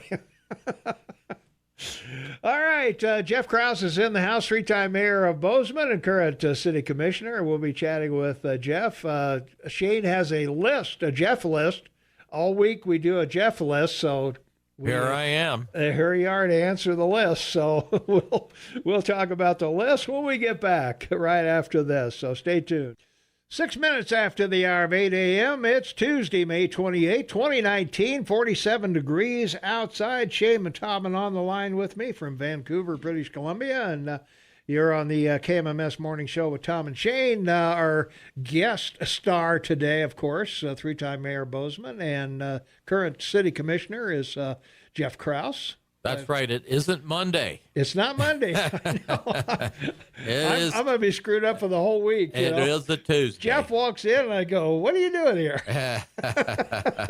It's Tuesday. Let's take a phone call. 522-TALK is the number, 522-8255. Call, you're on the air with Jeff Krauss. What's going on? Well, here's an on-the-ground question. Now, being a citizen with a big nose, I was at the Salvation Army meeting the other day. They said the city would just as soon see them and their homeless that buzz around them downtown out of there. They claim the city is beginning to put pressure on them to relinquish their properties for the new developments. Do you see the Salvation Army as a unwelcome grandpa being there a long time among the city fathers? Have you seen any overt effort to get their $3 million piece of land out of their hands and into the pockets of the developers, or are they just being paranoid? Well, I can't comment on their relative mental state, but I think I would guess that people come and make them offers, and the Salvation Army, isn't that where the Chronicle building was? Mm-hmm. I mean, that was the Chronicle. Yeah. Up until the mid '90s, that was the Chronicle building. So it was in tax-paying private hands, and so if it returned, I'd be glad to see that. If it's worth $3 million, that would further the Salvation Army's mission quite a bit to get $3 million and go somewhere less expensive to do that. So I'm not pressuring them or anything, but the next time I look at a kettle, I'm going to think of $3 million, right? Yeah. Well, if they could get that for it, that would certainly, there's plenty of places that are less expensive. In fact, you could probably build, somewhere outside the city, that would be less expensive. A shelter. Land. You could build a shelter and do some similar to what HRDC is doing. So. Yeah, I think you could. Yeah. So I would think, the value of property puts some pressure on everybody down there. I would think to some extent, and that's why you see privately owned parking lots becoming buildings. Yeah. Location. They said out in the boondocks is less effective in dealing with the wanderers that come in as the homeless or the people that are on the fringes that need help because they're the working poor. Yeah, I don't follow that. I mean, if they're dropping in off the interstate, then being near an interstate, and most of them that you see are out, in that area of town with their signs. And as far as the working poor go, closer to employers makes sense to me. So, I don't buy it that it has to be downtown at all. I do like to point out that's the Chronicle building because the Chronicle were like the first ones to abandon downtown and develop an old farm out on the edge of town. Well, you got the Commons all the way out on out by Love Lane. That situation out there. Yeah, and sure. Sort of a there's helping hand place. There are this idea that you have to occupy the most expensive real estate in town seems odd. Yeah, I would. Well, I'll tell them and see what they say. That's enough for me. All right. Hey, thanks for the call. Yeah, I think it comes down to, particularly with an operation like that, I don't know about tax ramifications of selling that property. What that would entail. They're a nonprofit. They're a nonprofit. If they own it, I don't think there are many. To build a different place, a better place. That seems to be in their mission, right? And I would think. And you've seen that, the YMCA where they located, and they went somewhere where there was better prices and less expensive to build. So. I can see it. And as you rightly point out, the folks at the interstate are a mile and a half from the Salvation Army. Right, they are. They hang out at the library and the Salvation Army, I think, to some extent. But that's not a, that doesn't have to be the done deal, right? That doesn't sound like the working poor hanging out at the library and then at the Salvation Army. That doesn't sound like the working poor to me. No. I think Family Promise does an excellent job, and probably Salvation Army does too. I know at one time I sat in on a thing with them about, whether they were going to put a full-fledged facility down there, and I think part of the reflection that we just talked about was the cost of real estate downtown versus somewhere else. And, real estate everywhere is not as expensive as it is downtown. Over in Midtown, that's where the community cafe is. The community cafe, where there are free meals, is not close to the Salvation Army. Some of that property along North 7th and in Midtown, particularly down towards the interstate, is not as expensive as downtown. True. This conspiracy by some unnamed person in the city, probably not. Probably the case is it's more likely that people will begin to make them offers. Yeah. I would think so. Particularly with all the development that's going on downtown, because the more development there is downtown, the more expensive that property is going to become. Right. I think there are some issues with it. It's close to the floodway, right? Is it in the creek floodway? I think that's an issue, right? Just like Hebes. Hebes has some issues because it's there by the asbestos site, right? So when we look at every single place, some of them have problems that you may not see or you may not anticipate that cause them not to be developable or as developable as we all think. Yeah. And so that would be something I'd think about. Yeah. From our text line, 478-8298, Bozeman does not need a shelter. If you build it, they will come in the summer. And I've always said if you're homeless in Bozeman in July, I would start hitchhiking south, because if you're homeless in the winter in Bozeman, you've got worse problems than being homeless. Yeah. Well, I think that you can split them up into a number of it's not a giant generic population, right? Mm-hmm. There are the working poor, as Daniel R. Peterson just mentioned. The working poor have a set of specific needs that are different from the mentally ill, right? Mm-hmm. Those are two different populations, and they have different needs. Yeah. Then there are, and those are two populations.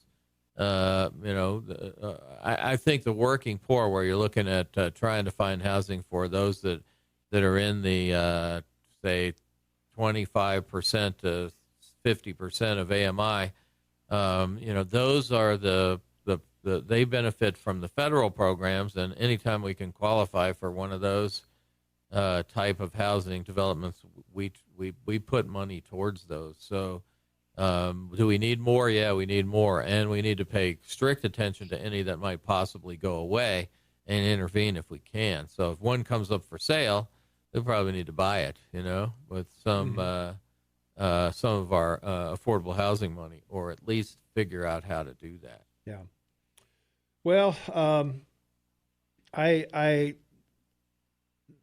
guess every city in America has a homeless issue of some level. There's Sure. always going to be people that fall on hard times and bad times and whatever. And I've been on the street myself. Yeah, you and me both. Yeah, that's right. With no contacts, no prospects, no money, no nothing. In a strange town. In a strange town where you don't know anybody, you got no place to go, and you're scrambling for whatever you can get to stay alive. Yep, hanging out at the job service. Mm-hmm. Yeah, trying to find something. Yeah. That is So that, and again, that's a sort of it's not one amorphous population. It's really a number of populations that you're looking for, and of course, veterans is one of those. And true. Yeah. I go to the veteran service providers meetings, and there are a lot of people that are both in the veteran service providers and working in the homeless shelter, because they see a big crossover there. Yeah. Well, I would think, that particularly around Memorial Day, we tend to think more toward our veterans and their issues. And every month the veteran service providers meet and talk about what we need in this town. Mm-hmm. And, and also there's a big network there, so that if one falls through the net, they can usually get caught up in the network. Mm-hmm. And you see a couple of times a month, maybe, or so, maybe once a month, a big scramble on the network to try to solve a problem that's come up. So it's happening out there, those kinds of things. I haven't done much research on the Salvation Army, or like I said, the last time I got involved, they looked at the feasibility of putting in a full-time. We got to take a quick break. We'll be right back with more with Jeff Krauss right after this. 19 minutes after the hour of 8 o'clock, it's Tuesday, May 28, 2019, 47 degrees. Looking for a high of 60 degrees today. Shane Matobin on the line. Jeff Krauss, three-time mayor of Bozeman and current city commissioner in the House, and Tommy Galoff, your morning unelected mayor, and all three of us are totally unsupervised. We're running amok here. Hey, the list, man. After bread and milk, what's next on the list? What's on the list, Shane? Well, I got 4 principal items, but one was interestingly brought up today by a caller about the elderly people retirement home and their need for money. What can you tell us about that? It's a county issue. You're right. It's a county issue, right? The Gallatin County Rest Home. I can't tell you much about it. What I would remember would be from back in the 1990s. So I'm not up on the rest home in this century, other than what's in the paper. Well, we talked about it earlier that Mountain View and Bridger, the Bridger somebody just reminded me of the name of it a while ago, and I already forgot it. Those two are owned by a company in North Dakota, I believe, or South Dakota, and seem to be doing fine. You know, they're not at full capacity, either one of them, I don't think, and neither is the rest home, according to one of our folks here said that they have 65 of 95 residents, I guess, at the Gallatin home. So I wonder if they could sell futures, like long-term care, like, you know, you could reserve a spot or something. I just don't know anything about it. And was there a levy at one time for the rest home? I know there was for the airport. I cannot remember a rest home levy, but it's possible that there was a levy for the rest home, or that there could be a levy for the rest home. All right, Jeff List question next is the indoor pool. Is it in the red? And tell us about the outdoor pool. The indoor pool is not, as far as I know, the only indoor pool is at the high school. Yeah, there's a big indoor pool at the high school. There's also one at Eagle Mount, and you know there are some other indoor pools. Yeah. It's a government enterprise. I doubt it's in the red. Yeah, I mean it's, you know, we don't run it like an enterprise unit. You know, it's not like garbage collection, right? Yeah. Which is an enterprise fund. I think it's old. You know, it requires maintenance. As far as the outdoor pool goes, you know, whatever repair, hopefully we did what we were supposed to do and make the repairs in September after we close on Labor Day, make all the repairs so that we're ready to open on time in the spring. And, you know, it was built in 1939 with federal funds. So it's an old pool. It's an old hole in the ground, you know. Why do we get federal funds again? Yeah, well, you know, that's the thing. Oh, you know, everybody always asks me, well, how come we have to pay for it? Can't we get a grant? Look, you know, we're the fastest growing economy in the United States of America, micropolitan economy. We should be able to look out for ourselves and not ask the people of Baltimore or Chicago to kick in. You know, they got their own problems. So, no, I think the issue for me is, you know, can we afford to open a second pool maybe out on the other side of town? You know? Yeah. We also had a caller ask last week about a no panhandling act. Yeah, generally speaking, those are against the United States Constitution. Something called freedom of speech. Ooh. Ambulatory center or clinic. Ambulatory. That's the one from Billings. Is it Billings coming over here to put in a big clinic, ambulatory clinic of some kind? You know, the Billings clinic will come over. I think they're still scheduled to come over. Mm-hmm. My anticipation of them, I guess it's a little cynical, will be they'll pick the things that pay the most money. Yeah. And they'll open that first, whatever that is, you know. Mm-hmm. And I don't know what that is. I'm not in the hospiil business, so... Yeah. You know, I think they'll try to cherry pick from both. You have to keep coming back to is yeah, and that to me is ambulatory. You know, we have we do have those kind of clinics in Bozeman, and in Belgrade, and the final question was: there's a village being built or suggested, and someone asked, will they allow tiny homes? I guess they meant like. You know, trailer homes on it.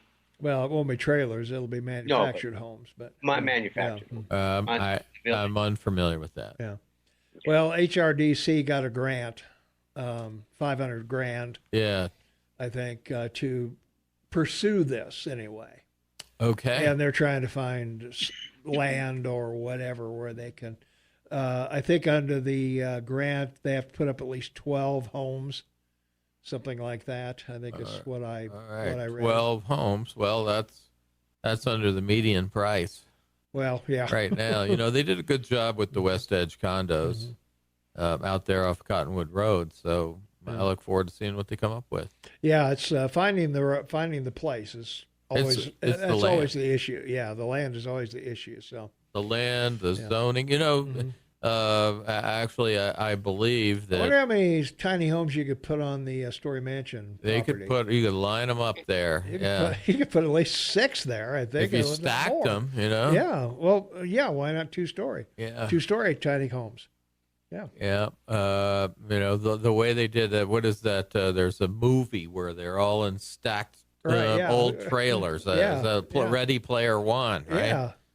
The Ready Player One future. I don't. It'll be interesting to see what HRDC comes up with. It's a little bit like the homeless shelter, right? Right. Yeah. You need a piece of land where it's big enough to where you can build sort of these dorms or storage units or whatever they are, and then provide services there, and have it all in a place. That you can control it. They're working on those kind of things. But remember, we're a town of 50,000. This isn't Indianapolis or Baltimore. Yeah, true. We're just catching on to some of the demands for urban issues. Yeah. Let's take a phone call. 522-TALK is the number. Caller, you're on the air with Jeff Krauss. What's up? Good morning, gentlemen. Happy Tuesday. This is Steve. Good morning, Steve. I have a real quick question for you. I'm sorry if you guys already discussed it. I just got on. The annexation of county or of all the properties within city limits. Totally surrounded by the city, yes. I'm really, really curious about how the city's going to handle the covered wagon trailer park right there off of 19th. You and me both. That seems like a pretty much insurmountable challenge that will cost this city. I can't even imagine. What would it cost to put in a septic system in an existing mobile home park? So, so that is a two-edged sword. It's not just that one, but it would be the ones, out a little bit farther on Huffine or Main Street too. If one were to fail and they would need to come into the city, what would that look like? And how would that affect affordable housing? I think serious issue. And there is a woman who's an advocate for mobile home parks and affordable housing that comes in front of us when we have the big affordable housing issues, and says, well, Jeff has been an advocate for mobile homes or manufactured housing for a long time, and we still don't have any, right? Yeah. And she's right. I've never been able to do much with that, but I think yes, the big park in between Durston and Oak, just east of 19th. Now, it does have water already to it, I believe. Yep. I don't think it has sewer, but it has city water there as a result of the thing at the Butteries / Hastings, whatever we're calling it, shopping center cleaners, site pollution. So it has city water, but I don't know. It would be very expensive. Think of the roads in there. Think of the. I was going to say, you'd have to put in curbs and gutters and sewers and the whole 9 yards. So, yeah. Yep. Oh, yeah. They're out there quoting some huge numbers to the people on Western Drive. Yeah. So I wonder if the commission plans on cherry picking which ones that make them money and which ones don't. Yeah. So. That's what I was wondering as well. And maybe could you speak just a little bit on why your fellow commissioners might be reticent to create for the mobile home parks? I mean, to so many of the citizens I talk to, it just, we can't wrap our minds around it. They take this large piece of property, 2 acres, let's turn it into a nice park, manage it properly. What's wrong with that compared to a tiny house community? We'll talk about it when we come back from the break. Thank you, gentlemen. Have a great day. Thanks for the call, Steve. All right. We will chat about that when we come back. Yeah. All right. 25 minutes before the top of the hour. It's Tuesday, May 28, 2019, 47 degrees outside, looking for a high of 60 degrees today. And Shane Taubman in Vancouver, British Columbia on the line. And, of course, Jeff Krauss, our regular Tuesday guest, is in studio, 3-time Mayor Bozeman and current city commissioner. Thanks for coming in today. So the last mobile home park or manufactured housing park that I can remember was put in by Gene Cook behind the mall, just north of the mall, off Virginia Way. That's the last one I know of, but, Virginia Way off of Babcock, right? And West Babcock. And I think that's the last one. And so the answer is not that, anybody prohibits them or that we just don't allow them or anything like that. The answer is no one proposes that. Yeah. And you and I talked off the air, and I think the reason is when you have to put in streets, curbs, gutters, sidewalks, electrical, utilities, sewer, all that. Pay off-site exactions like fix the intersection and put in a light at the $500,000 and pay impact fees, and it costs hundreds of thousands of dollars in 6 or 8 months to wind your way through the labyrinth and dystopian planning department. By the time you get all that done, you have to build fairly expensive housing. You have to build $350,000 houses to get your money back. Just to get your money back. Yeah. Right. Well, and that's what we've talked about, impact fees, because the impact is on the developer who puts in the streets and the curbs and the gutters and the sidewalks and the drainage and the electricity and the utilities and everything else. And it's all passed on to the buyer. Yeah. The buyer is going to do it. And so on the one hand, you can't raise the cost to the buyers through your regulations and the slowness of approval and the cost that you make people incur going back to the engineers and the planners again and again and again and again and again. And then say, we're worried about affordable housing. Yeah. I'd just like to make an observation. Sounds a lot like tariffs to me. Yeah, it is a lot like tariffs, right? And of course, that's what the literature today, and a lot of people are saying zoning is just like redlining. In other words, we don't want any of that rental riffraff in our town, right? So we're going to have some draconian zoning and regulatory ordinances that make sure we don't. No. And, I say that sarcastically or metaphorically. It's not my opinion. But I think that certainly zoning and tariffs and, redlining, all of those things can be misused that way. Amen. Let's take a phone call. 522-TALK is the number, 522-8255. Caller, you are on the air with Shane and me and Jeff. What's up? Last I heard, my friend pays $450 a month for lot rent at Wagon Wheel, which I think is actually pretty expensive. And another interesting thing, I was curious if you guys knew when the Rush Limbaugh show is actually, if it's live or if it's recorded and then played later. Because I got Verizon Wireless, and they absolutely are denying me any connection whatsoever to the Rush Limbaugh show. They won't even let me call it. It just automatically drops. I've called Verizon. They say, we don't know what's wrong, why you can't contact the Rush Limbaugh show. I was curious if it's live or if it's recorded and played later. Thank you. Okay. That I can answer. Contractually, both, I think all three, Rush and Sean and Mark Levin, contractually have to be carried live. So they are not recorded later. They are covered live. So apparently you have an issue with Verizon or use some other phone. Interesting. Yeah, I hadn't heard that before, but all of them, contractually, you can't be on. We could not carry them if we could not carry them live, and thankfully they come on at 10, so our time. So if they were, if we were earlier, or further in another time zone or something, we may have an issue there. So it would come on at 9. If yeah, you're Pacific. Yeah, it would come on some other time. So. Yeah. So we'd have to dump Aaron. Yeah. So I don't know the answer to that question. But getting back to mobile home parks. Yeah. We've had people investigate them once or twice, and I think that's what they run up against, and even expanding them to come up to the new regulations, or I think would be incredibly expensive. Yeah. To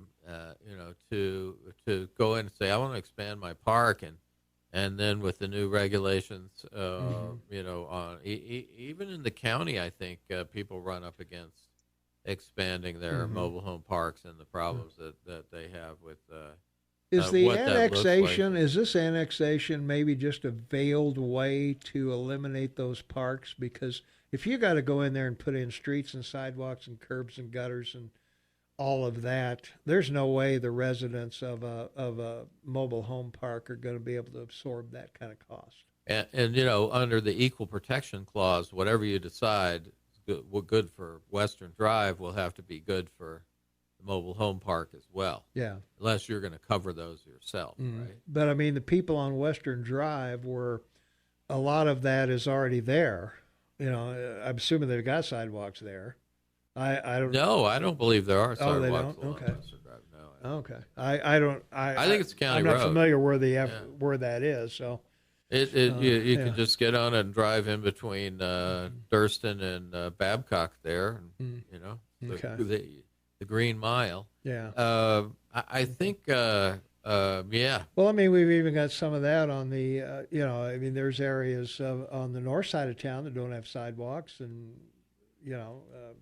many of them are getting, that they're getting sidewalks. Yeah. With development. A good one is Babcock there between 11th and 19th. Right. What will that road look like? Because that's just been a county street, a long neglected county street, county road for a very long time in the city, right? But built to a county road standard. And now it's in between two difficult intersections. So I think we would be able to make that into bike lanes, and not it isn't well used as a commuter route any longer. We could use it for bike, and then there'll be some development along there if Mary Palfy's property ever developed along there, you could put some high-density development across from the high school and look really good, and the street could change in a significant way. It could be a real retail and commercial area just along there, one block off Main. Anyway, I would say, I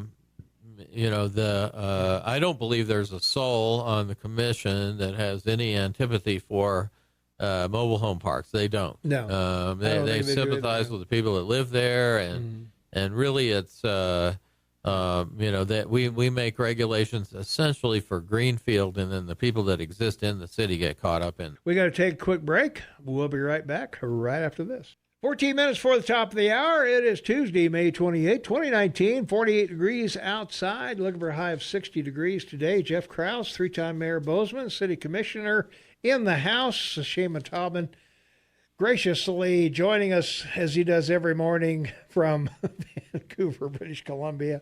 Tom Eaglehoff, your unelected morning mayor in the House.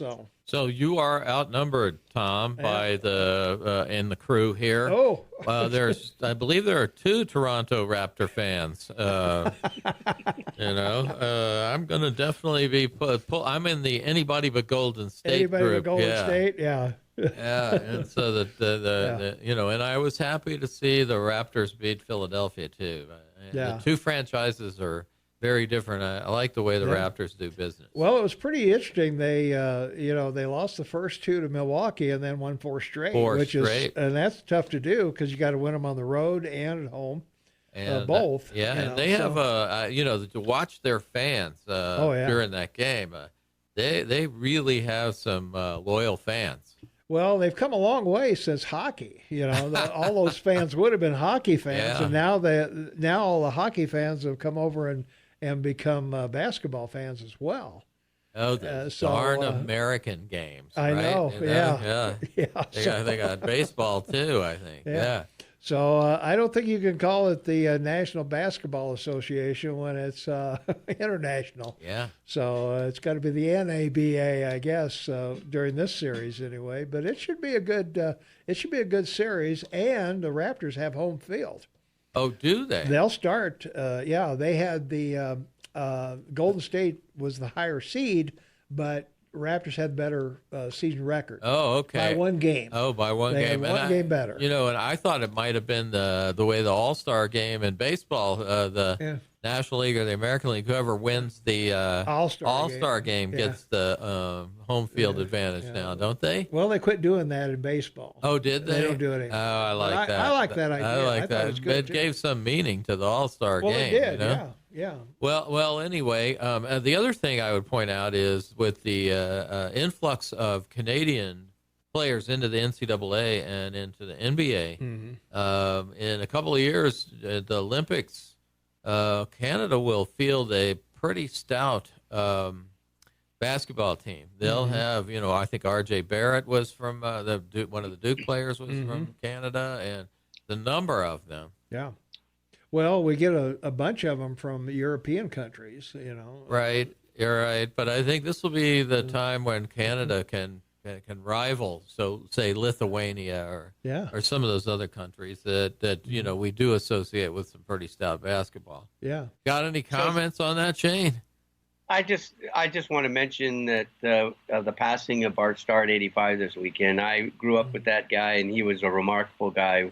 Mm-hmm. Won the first two Super Bowls, and great coach, great team, great guy. Wow. When you see the great ones pass, it reminds you of how important sports are in your life, because it affects you all your life. Yeah, it does. I was not a Bart Starr fan or a Green Bay Packer fan because I was a Baltimore Colt fan. Oh, nice. And when you talk about how it affects you all your life, I think the NFL was great then, right? You were really upset they moved to Indianapolis, when they moved, that was the end of it, right? Yeah. That has been the end of the NFL for me, watching Baltimore leave in the dead of night. Mm-hmm. And that really sort of ruined NFL football for me. Yeah. And so I like the Packers now. Yeah. Why? Because they can't pack up and leave. Well, that's true. Yeah. Well, they're owned by the city. Yes. So you can't. Well, yeah, we feel the same way about hockey. There's 32 teams in the league and only 6 in Canada, and it basically started at our sport, and the Stanley Cup, of course, is our cup, and a lot of Canadians want to just start a league up for the Stanley Cup and then challenge the Americans for a World Cup.